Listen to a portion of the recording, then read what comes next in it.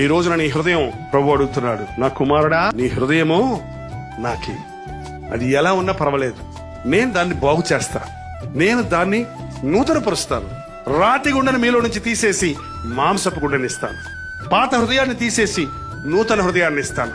కొత్త సంవత్సరం రోజు ఎంతో మంది నిలబడి తీర్మానం చేస్తారు, ఈ కొత్త సంవత్సరంలో నేను ఇంకా తాగను, నేను ఇంకా అది చేయను, నేను ఇంక ఇది చేయను, నేను బాగుంటాను అంటారు. 14 రోజులైంది, అయిపోయినాయి, అన్ని వాగ్దానాలు ఎండిపోయినాయి.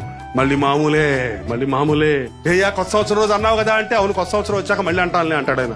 మళ్ళీ ఇంకో సంవత్సరం రావాలి ఆయనకి. ఏమండి, కొత్త హృదయం రావడానికి కొత్త సంవత్సరం అక్కర్లేదు, ప్రత్యేకమైన రోజు అక్కర్లేదు. ఇదే అనుకూలమైన సమయము, ఇదే రక్షణ దినం. ఉంటే వెచ్చగా ఉండు, లేకపోతే చల్లగా ఉండు. నులివెచ్చగా ఉంటే ఉమ్మేస్తారా? అయ్యా నన్ను క్షమించి ఇక్కడి నుంచి వెచ్చగుంటాను. వెచ్చగుంటామంటే 100% పాళ్ళు వాక్యానుసారంగా జీవించడం. అల్లగుంటామంటే నీ ఇష్టం వచ్చినట్టుండో, ఆగు తిను సినిమాలకి వెళ్ళు, నీ ఇష్టం. మళ్ళీ యేసుప్రభు అంటావు, బైబిల్ పెట్టుకుంటావు, ఇక్కడికి వస్తావు, ప్రార్థన చేస్తావు, అక్కడికి వెళ్తావు, నీ ఇష్టం వచ్చినట్టు బతుకుతావు. అది ఇది 2 రకాల బతుకు, నులివెచ్చని స్థితి.